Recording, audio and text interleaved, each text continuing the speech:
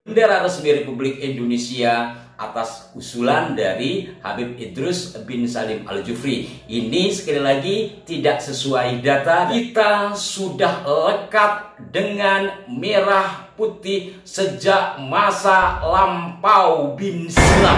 Hari ini engkau telah menjadi pesakitan. Hari ini engkau telah menjadi tawanan perang Inggris. Dan hari ini engkau akan dibuang ke Penang, Sundoro.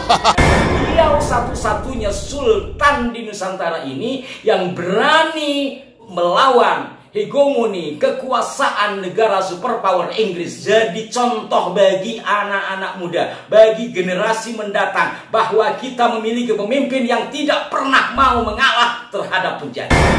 Kan hanya sekedar orang-orang yang diusulkan, melainkan jejak langkahnya bisa menjadi inspirasi bagi generasi. Assalamualaikum warahmatullahi wabarakatuh. Salam jumpa, salam sejahtera untuk Anda semua. Salam persaudaraan dari kami Aras 9 Channel. Apa kabar saudara-saudaraku? Jelang-jelang akhir bulan suci Ramadan, semoga Anda semua senantiasa penuh dengan keberkahan di bulanan berkah ini.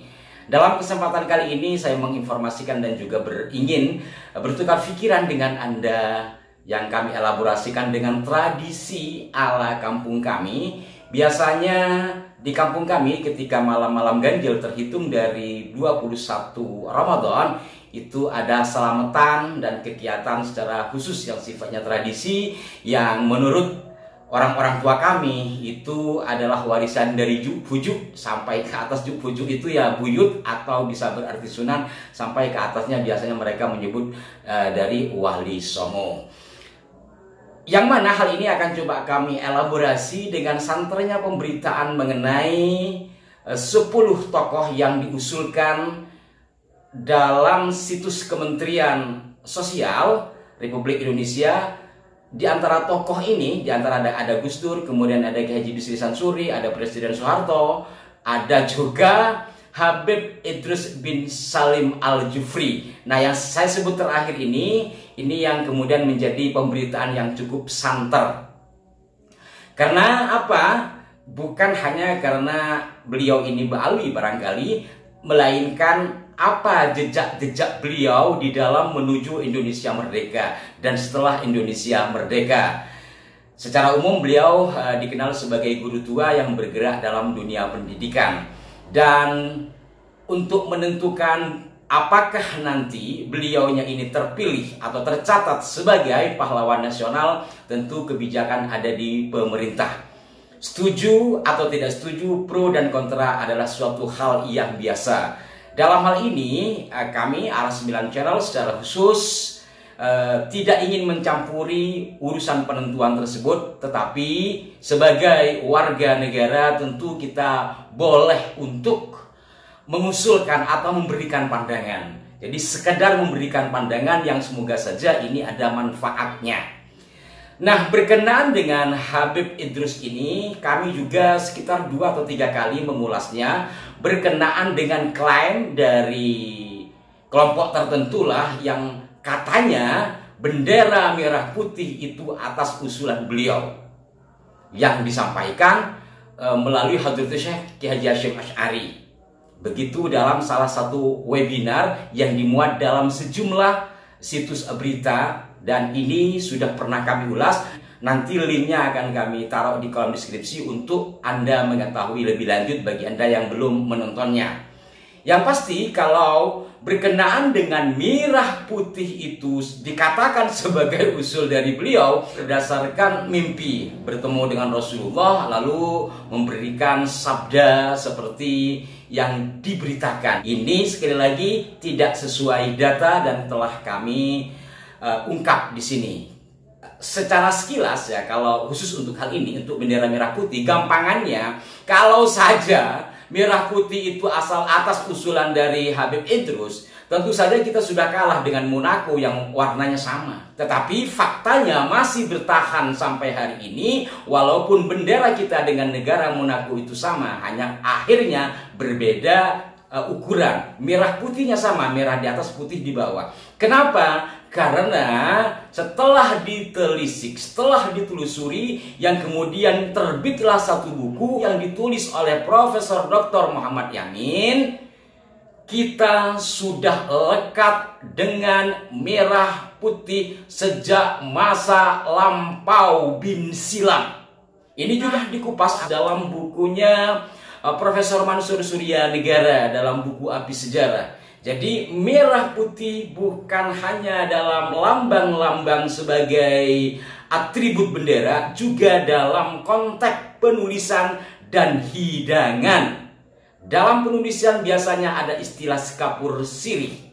Kapur itu putih, sirih walaupun hijau tetapi ketika dikunyah berwarna merah. Maka merah putih dalam bentuk simbol-simbol. Begitu juga dengan makanan, satu di antaranya yang kami perlihatkan kepada Anda ini, dan ini merupakan tradisi malam pitu likuran di Indonesia bagian kampung kami di Madura. Ketannya putih. Apa itu kalau kencah itu bahan yang dibuat dari kelapa yang diparut ya, kelapa yang diparut. Biasanya merahnya hanya berwarna gula aren, tapi ini dikasih pewarna oleh Mbak Ibu saya sehingga merahnya agak muda. Ini dari mana kalau ditanya, seperti yang saya katakan di atas, itu dari jupujuk, dari leluhur kita, dari sunan kita sampai ke atas. Ketika dihitung biasanya orang-orang tua kita akan mengatakan merah putih dalam bentuk hidangan malam pitu likuran ini, malam tanggal 27 Ramadan, adalah dari Wali Songo. Maka apa yang disampaikan oleh Prof. Yamin, apa pula yang telah ditelaah oleh Prof. Mansur Surya Negara, semuanya selaras dengan realitas yang masih ada sampai hari ini. Ini kalau kaitannya dengan merah putih yang kemudian mengkristal dan berkibar menjadi bendera kita. Nah, untuk peresmian tentu resmi menjadi bendera Republik Indonesia ini dalam 18 Agustus 1945. Kalau perancangannya untuk menjadi bendera dalam pertemuan yang dimotori oleh Bung Karno, yang walaupun dari sebelumnya dalam bentuk simbol dan bendera juga telah dikibarkan oleh Persatuan Pelajar Indonesia di Belanda. Sekali lagi, nanti detailnya Anda bisa lihat di kolom deskripsi, dan silahkan buka linknya biar lebih konkret bahasan tentang merah putih, mulai dari simbol-simbol dalam berbentuk ragam hingga kemudian menjadi bendera resmi Negara Kesatuan Republik Indonesia. Jadi intinya kalau kaitannya dengan Habib Idrus bin Salim sama sekali tidak ada kesana. Kembali lagi kepada atas usulan Kementerian Sosial berkenaan dengan pahlawan nasional. Sebutan pahlawan nasional adalah sebutan yang sifatnya formalitas sebenarnya ya, karena ketika berbicara pahlawan, teramat banyak pahlawan di negeri ini, baik yang sifatnya lokal ataupun yang menasional, baik dari tokoh-tokoh besar ataupun rakyat jelata yang berperang hingga tidak ketahuan di mana rimbanya. Satu di antara leluhur kami sampai hari ini tidak ketahuan di mana jenazahnya ketika beliau tertangkap oleh pasukan Jepang.